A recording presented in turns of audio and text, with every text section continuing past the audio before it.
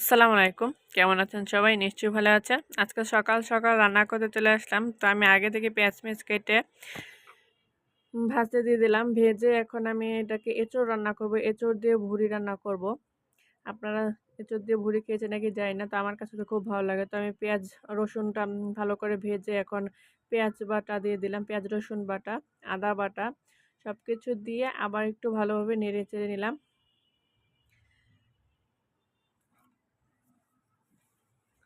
তো সকাল সকালে রান্না করে ফেললাম, বাচ্চাদের স্কুল আছে তাই। তো এখানে আমি দিয়ে দিলাম একটু পানি। পানি দিয়ে এখন আমি পরিমাণ মতো লবণ দিয়ে দিলাম। এখন একে একে আমি সবগুলো মশলা দিয়ে দেব। এই এঁচোড় ভুড়ি দিয়ে রান্না করলে কি যে মজা লাগে বলার মতো নয়।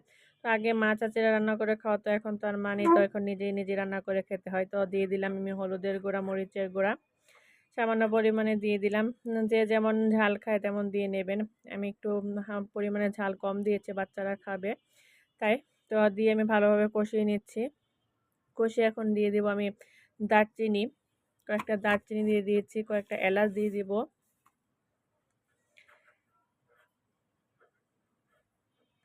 এর থেকে একটা এলাচ দিয়ে দিয়েছি। দিয়ে আবার আমি একটু নাড়িয়ে চাড়িয়ে ভালোভাবে কষিয়ে নিচ্ছি। এবার আমি ভুঁড়িগুলোকে দিয়ে দিব। ভুঁড়ি দিয়ে ভালোভাবে আবার একটু ভালোভাবে কষিয়ে নেব। যারা এঁচোড় আর ভুঁড়ি পছন্দ করে ওদের তো খুব ভালো লাগবে, আর যারা পছন্দ না করে তাদের তো ভালো লাগে না এরকম রান্না। তো ভুঁড়িটা আমি দিয়ে দিলাম। ভুঁড়ি দিয়ে এখন আমি একটু নাড়িয়ে চাড়িয়ে ভালোভাবে কষিয়ে নেব। তো এর মাঝে মনে হলো যে আমি তো রান্না করতে তাড়াহুড়া করতে গিয়ে আমি তো জিরার গুঁড়াটাই দিইনি। তো আমি এখন জিরার গুঁড়াটা দিয়ে দিলাম। দিয়ে আবার আমি একটু মিক্সড করে নেব। তো এমন হয় বেশিরভাগ সময় তাড়াহুড়া করতে গেলে কিছু না কিছু ভুল হবেই। এই যে আজকে জিরা দেইনি, তো ভুল হয়ে গেছে। এবার মনে পড়লো জিরাটা দেইনি, তো এখন জিরাটা দিয়ে দিয়েছি। এখন কষানো হয়ে গিয়েছে, আমি এখন এঁচড়গুলোকে দিয়ে দেব। এঁচড়গুলোকে আমি একটু বড় বড় সাইজে রাখলাম, কারণ এটা একদম মিশে যাবে তাই। আপনারা চাইলে একটু ছোটো করে নিতে পারেন, তো আমার কাছে এই সাইজে ভালো লেগেছে তাই আমি দিলাম। দিয়ে এখন আমি সব কিছু আবার উল্টে পাল্টে মিশিয়ে নেব। এঁচড় দিয়ে সব ধরনের এমনি খাওয়া যায়, গরুর মাংস দিয়ে খাওয়া যায়, তারপরে এমনি নিরামিষ দিয়ে খাওয়া যায়, চাপা শুটকি দিয়েও খাওয়া যায়। তো আমি ভুড়ি দিয়ে খেলাম।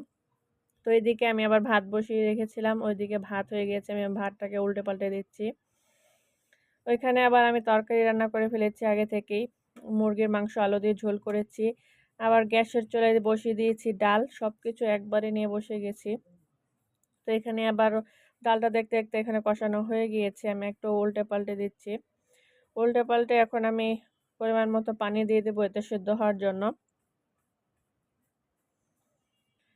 পানিটা দিয়ে দিলাম। এঁচোড় তো আগে থেকে সেদ্ধ করে রাখা, তো পানির পরিমাণটা আমি ভুঁড়ির জন্য একটু বেশি দিলাম। ভুঁড়িটা সেদ্ধ হতে হবে, তো আমি আরেকটু পরিমাণে পানি দিয়ে দিচ্ছি। এই তো দেওয়া হয়ে গিয়েছে। তো আমি এখন একটু নাড়িয়ে চাড়িয়ে ঢাকনা দিয়ে ঢেকে দেব। এদিকে আবার আমার মন চাইলো যে একটু চা খাই রান্নার মাঝখানে, তো রান্নাটা নামিয়ে আবার একটু চা গরম করে নিলাম।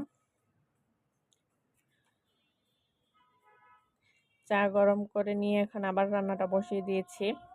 তো এখানে আমি আরেকটু নাড়িয়ে চাড়িয়ে দিয়েছি। পানিটা একদম শুকনা শুকনা করে নিতে হবে, যাতে এর মধ্যে কোনো পানি না থাকে, একদম শুকিয়ে ফেলতে হবে। তো এখন আমি আর ঢাকনা দিয়ে ঘুরবো না, চা সেদ্ধ হয়ে গেছে, এখন পানিটাকে কমাতে হবে। তো আমি লবণ চেক করলাম, লবণটা একটু কম লাগলো, তো লবণ আবার আমি একটু দিয়ে দিলাম। একদম পানিটাকে শুকনা শুকনা করতে হবে। পানিটাকে শুকিয়ে এসেছে, এখন আমি কিছুক্ষণ পরে পরে নেড়ে দিচ্ছি যাতে নিচে না লেগে যায়। নিচে লেগে গেলে পোড়া পোড়া হয়ে গেলে খেতে ভালো লাগবে না। তো আমি কিছুক্ষণ পরে পরে এটাকে নাড়িয়ে দিচ্ছিলাম। একদম শুকনা শুকনা করে ফেলেছি। এই তো শুকনো হয়ে গেছে। আমার ভিডিওটা ভালো লাগলে সবাই আমার পাশে থাকবেন। রান্না হয়ে গিয়েছে। আপনাদের কাছে কেমন লাগলো এঁচোড় দিয়ে ভুড়ি রান্না?